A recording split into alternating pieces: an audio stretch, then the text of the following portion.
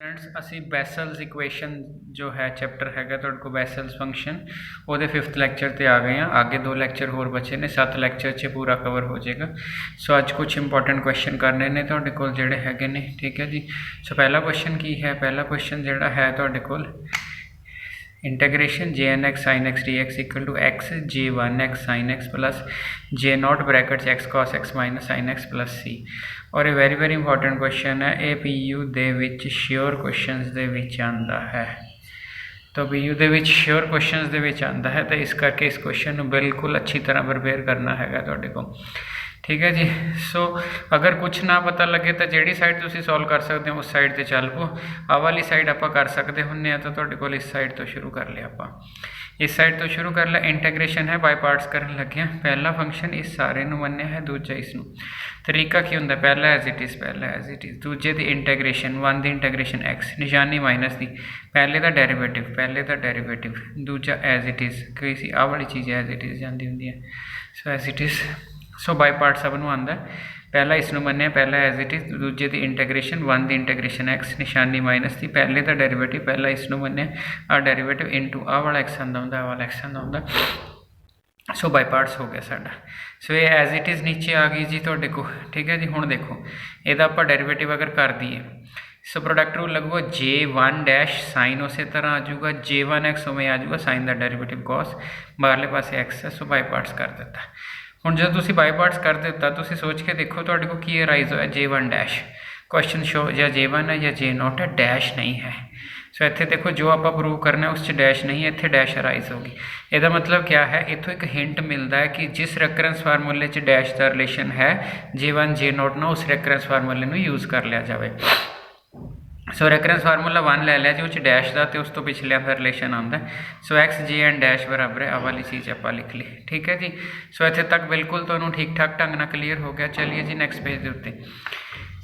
सो आप for n is equal to one reference फार्मूले च एन की जगह तो वन पुट कर दिता। सो आ हैगा जी रेफरेंस फार्मूला, इत्थे वन आएगा, जे डैश वन एक्स आ जाएगा, इत्थे वन माइनस वन जीरो आ जाएगी, इत्थे वन आ जाएगा, इत्थे वन आ जाएगा। सो रेफरेंस फार्मूले दे विच आपां ने वन पुट कर दिता। जदों साडा वन पुट हो गया, ठीक है जी, साडा रेफरेंस फार्मूला बिल्कुल सिंपल बन गया। जे वन डैश की वैल्यू निकाल ली, जे वन डैश की वैल्यू आ गई, ठीक है जी। और जे वन वन की वैल्यू जिस क्वेश्चन च इसकी रिक्वायरमेंट से उत्थे पुट करती। रिक्वायरमेंट कित्थे सी, इत्थे सीगी। आ साइन एक्स है, J one cos x, x d x, बाकी सारा सेम है। सो इत्थे लिया के वैल्यू पुट करती। आ साइन एक्स है, J one cos x x, बाकी सारा सेम है। सो इत्थे तक जिहड़ा हैगा तुहाडे कोल तुहानूं पूरा ठीक ठाक ढंग नाल समझ आ गया। इत्थे तक आपां पहुँच गए और बड़े आराम नाल समझ आ गया। हुण आपां ने क्या करना हैगा, हुण आपां ने मल्टीप्लाई करना। आ साइन ने जे नोट ना की बाहरले एक्स नाल भी, so J not sine x into x आ गया। आ साइन ने इस नाल गुणा की, बाहरों एक्स भी गुणा की, तो जे वन साइन एक्स आ गया, जे वन साइन एक्स आ गया। बाहर माइनस है, सो ये प्लस ही रहा, ये माइनस ही रहा। आगे इस एक्स ने इस नाल मल्टीप्लाई किया, तो आ वाली टर्म आ गई। सो मेरा ख्याल है जी मल्टीप्लीकेशन कोई दिक्कत नहीं गी। हाँ, मल्टीप्लीकेशन कोई दिक्कत नहीं गी। तो उस तो बाद फिर आपां ने क्या किया, आ चीज़ आपां छेड़ी नहीं, क्योंकि शो दैट च देखो ना, शो दैट च ऑलरेडी शो हो चुकी है। यदा मतलब इनू तो छेड़िए ही ना आपां। सो जे नॉट वाली टर्म रह गई, यदा मतलब जे वन नहीं चाहिए। सो जे नॉट वाली टर्म रह गई। सो ये जे वन है, ये जे वन है, जे नॉट वाली टर्म अलग तो निकाल लो, ठीक है जी। ब्रैकेट खोलोगे, आ वाला ब्रैकेट खोली, आ वाली टर्म अलग कर दी, माइनस आ रहा, आ वाली J one cos x minus sine x. So बड़ा साफ लिखिया जी, बड़े आराम ना समझ आ रहा है। सो जस्ट टर्मा अलग अलग कर देती हैं। सो आ जे नॉट वाली अलग तो कर देती, आ वाली अलग तो कर देती, ठीक है जी। हुण इनू नहीं छेड़ना क्योंकि क्वेश्चन चाहिए, जे नॉट वाली भी चाहिए, हालांकि ये इंटैग्रेशन हो बिना इंटैग्रेशन तो बट हो जाएगी, बट आ टर्म नहीं चाहिए तुहाडे कोल। तो फिर इसनू बाय पार्ट्स आपां करन लगे हैं। सो पहला एज इट इज़ जिहड़ा हैगा इनू दूजा मन्निया, तो देखो जरा। सो पहली वाली रकम कोई नहीं छेड़ी, दूजे वाली रकम कोई नहीं छेड़ी, ठीक है जी। हुण आपां इहदा बाय पार्ट्स करन लगे हैं, और बाय पार्ट्स जरा ध्यान नाल देखियो, क्योंकि पहला एज इट इज़, फिर तुसी दूजे की इंटैग्रेशन करोगे, निशानी माइनस की करोगे, पहले का डेरिवेटिव करोगे।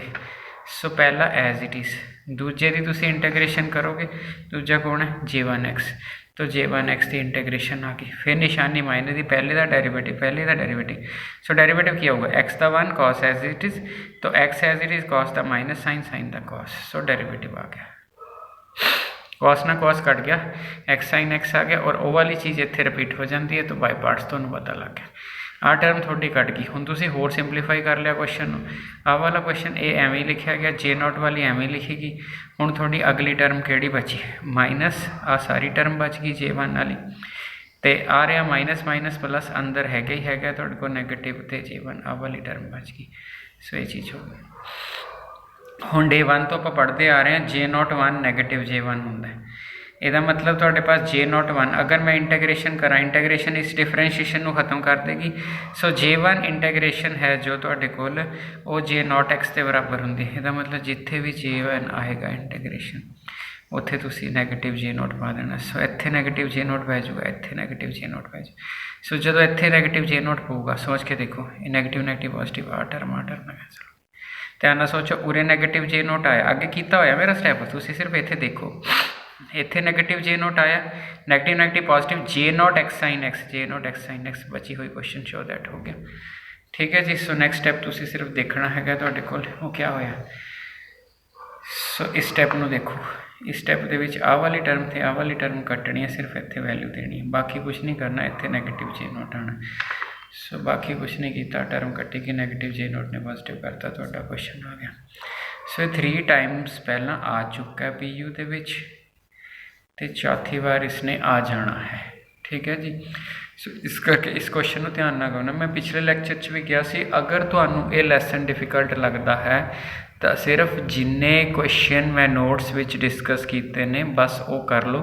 7 लैक्चर वैसल दे ने, 7 लेजेंडरी दे होंगे, बस उन्हें ना तो ऐसा नहीं होगा कि क्वेश्चन ना अटैम्प्ट हो। ठीक है जी। चलिए नेक्स्ट क्वेश्चन पे। सो नेक्स्ट क्वेश्चन जोड़ा है, नेक्स्ट क्वेश्चन थोड़ा ईजी क्वेश्चन है but still very important question है। कहता इंटैग्रेशन 0 तो π/2। ठीक है जी। पाई एक्स का अंडर रूट है, जे 1/2 2x है। ठीक है जी। तो ये तुसी इंटैग्रेशन करके इसनों वैल्यूएट करके दिखाना है। आ वाली मेरे पास ऑलरेडी प्रूवड है, जे 1/2x। अगर तुहानूं क्वेश्चन छोटा लगता है तो इनू इत्थे प्रूव कर सकते हो, तुसी बड़ा कर सकते हो। सो ठीक है जी। पर मैंने उत्थे 2x किया तो मतलब एक्स की थां ते 2x पुट कर दो, एक्स की जगह पर 2x पुट कर दो, एक्स की जगह पर 2x पुट कर दो। सो x 2x आ गया जी, ए 2 ना 2 कैंसल हो गया जी। इंटैग्रेशन किसका करना उन्होंने ध्यान नाल देखो। सो πx नीचे आ गया, इंटैग्रेशन πx था, इसनों क्रॉस करके परले पासे ला जाओ। सो πx अंडर रूट आ गया, जे 1/2 2x आ गया। ठीक है जी। और उसी देखो मैं इसे का इंटैग्रेशन करना है, यदा मतलब मैं दोनों पासे इंटैग्रेशन, इस पासे इंटैग्रेशन का साइन पा के dx करदा, इस पासे साइन का माइनस cos/2 अपर माइनस लोअर करी तो क्वेश्चन फिनिश हो गया। सो दोनों पासे इंटैग्रेट कर दो जी, 0 तो लैके π/2। सो 0 तो लैके π/2 अपने इंटैग्रेट कर दिता जी। इस साइड में तो मैं करना ही कुछ नहीं, साइन का जो होएगा तो पास वो आएगा माइनस cos, नीचे 2 आएगा, अपर माइनस लो cos π -1 cos 0 1 बोरे माइनस है, सो माइनस तो प्लस तो। ठीक है जी। नीचे 2 है, कैंसल हो गया तो क्वेश्चन हो गया। मेरा ख्याल है जी आराम नाल तुहानूं क्वेश्चन समझ आ गया होगा। सो ईजी क्वेश्चन है, इंपॉर्टेंट है। ठीक है जी। सो आगे क्वेश्चन, अगला क्वेश्चन फिर वेरी इंपॉर्टेंट है जी। सो मैं सलैक्ट ही क्वेश्चन ऐसे किए हैं जोड़े वेरी इंपॉर्टेंट हो। J1 ब्रैकेट है x cos थीटा 0 तो π/2 ते आ। सब तो पहला आप देखिए, आप Jn की वैल्यू अपन पता है। अब J1 1 तो की होगी, अगर तुम 1 लैनी है तो इतने 1 डाल दो। अगर इतने 1 डालोगे n = 1 तो n इतने 1 आ जाएगा, होर तो इतने n इतने 1 आ जाएगा, 1 + 1 कितना हो गया 2 हो गया। सो 1 तो वैल्यू आ गई J1x। आपको क्वेश्चन चाहिए J1x cos थीटा, तो x की थां ते variable x cos theta use कर लो। सो x की थां ते अगर आप x cos थीटा यूज़ करांगे, इत्थे चेंज नहीं, इत्थे चेंज नहीं, इत्थे चेंज नहीं, x की जगह ते x cos थीटा 1 + 2r आ गई। सो मेरे ख्याल इत्थे तक किसी को कोई प्रॉब्लम नहीं गी। हुण की करना है तुहाडे कोल, हुण आपां ने क्या करना है, आपां ने आ चीज़ बनानी है। इत्थे तो देखो किते कॉस नज़र नहीं आता, जिहड़ा नज़र आ रहा वो एक्स विच नहीं है, तुहाडे कोल थीटे दे विच है तुहाडे कोल। ठीक है जी। हुण आपां एक सीरीज़ ड्राइव करनी है, तो किवें ड्राइव होगी, put r = 0 1 2 3 and derive a series. So अगर मैं r = 0 ड्राइव करता, ठीक है जी। सो पहला मेरा आंसर क्या आएगा और मैं तुहानूं करके दिखाना वा। ठीक है।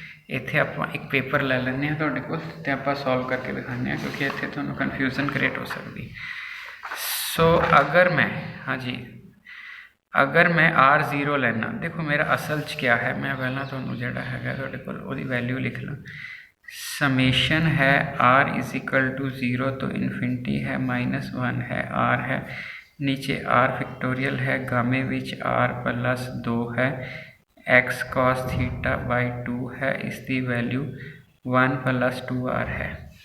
सो अगर मैंने ऊपर ले जाए, सो अगर मैं r1 0 फिल कर दा, सो देखो -1 की वैल्यू 0 आ जाएगी, 0 फैक्टोरियल क्या हो गया 1, इत्थे गामा 2 आ गया, x की वैल्यू मैं 0 फिल की है, सो ये आ गया x cos थीटा बाई 2। ठीक है जी। सो गामा फैक्टोरियल 2 ਇਹਦਾ मतलब है 1 फैक्टोरियल आ जाएगा, gamma n plus 1 n factorial होंगे। सो इट मीन ज़्यादा सारी चीज़ खत्म हो गई, अल्टीमेटली साढ़े को फर्स्ट टर्म आ गई this x cos theta by 2, और तुसी देखो जी मेरी फर्स्ट टर्म है इधर x cos थीटा बाई 2। ठीक है जी। अगर मैं सैकेंड टर्म निकालनी है, कोई गल नहीं, तो उत्थे 2 पुट कर 1 पुट कर दो, अगर 1 पुट कर देव इत्थे 1 आ जाएगा, इत्थे 1 का फैक्टोरियल आ जाएगा, इत्थे 3 गामा 3 आ जाएगा। ठीक है। सो x cos थीटा आ जाएगा बाई 2 आ जाएगा, 1 फिल किया 2, इत्थे पावर 3 आ जाएगी। So 3 gamma minus 2 factorial, so minus आ जाएगा, 2 फैक्टोरियल 2 ही रह जाएगा, x क्यूब आ जाएगा, cos थीटे का भी क्यूब आ जाएगा, नीचे 8 आ जाएगा।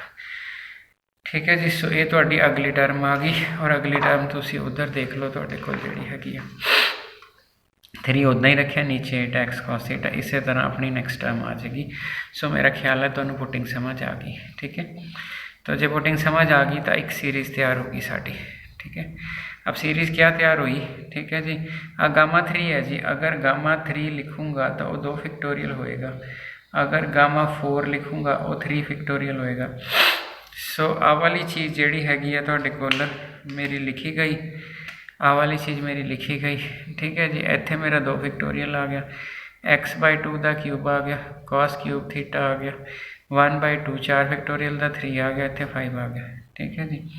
हुण इंटैग्रेट कर दो। क्यों इंटैग्रेट करना है? क्वेश्चन की स्टेटमेंट देखो, क्वेश्चन की स्टेटमेंट देखो तुहाडे कोल, और स्टेटमेंट की कह रही है 0 तो y बाई 2 j cos। इंटैग्रेशन तो करनी पैनी, तो इंटैग्रेशन कर दें जी। इंटैग्रेशन करी तो विद रिस्पैक्ट टू थीटा कर रहे हैं, तो फिर इसका मतलब x बाई 2 का कोई रोल नहीं, इस चीज़ का कोई रोल नहीं, इस चीज़ का कोई रोल नहीं, अंदर इंटैग्रेशन का साइन आ गया।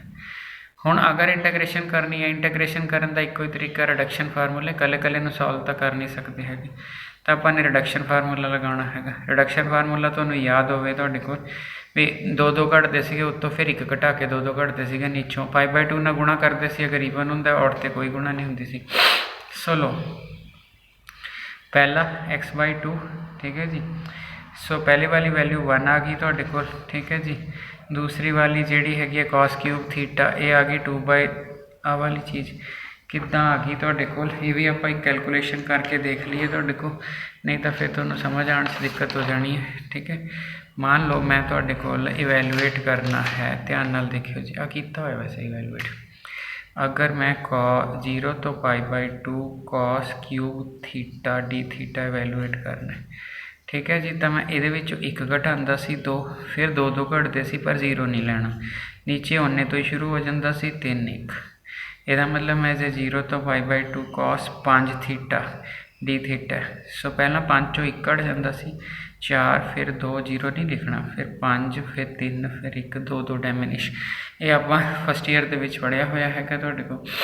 सो यदा मतलब मैनू आ वैल्यू भी लिखनी आ गई, आ वैल्यू लिखनी आ गई, अल्टीमेटली मेरी सैटिंग होगी। मैं ना 1 बाई x ना मल्टीप्लाई कर लिया उत्ते नीचे। सो क्योंकि ऑड विच कॉस की सीरीज़ नहीं होंगी, और मैं कॉस वाला क्वेश्चन बनाना, कॉस वाली सीरीज़ ना ईवन च होंदी है। तो फिर मैं की किया, मैं आ सीरीज़ जनरेट कर ली। तो जे तुसीं आ कहोगे ना, ठीक है, इत्थे सारियां टर्मां 2 है, 2 फैक्टोरियल जनरेट हो जाएगा। इत्थे तुहाडे कोल जिहड़ा हैगा ये तुहाडे कोल ये कितना हैगा, देखो 8 आए 3 24, 24 4 इंटू 3 इंटू 2 24, आराम ना हो जाएगा। सिमिलरली ये हो जाएगा। सो पावर की कोई दिक्कत नहीं है। हुण आ वाली चीज़ है, इसनूं ना 1 माइनस कॉस एक्स कहते हैं। किवें कहते हैं? कॉस का फार्मूला है, कॉस एक्सपेंशन है कॉस की 1 minus x square by 2 plus आ वाला चीज़। ठीक है।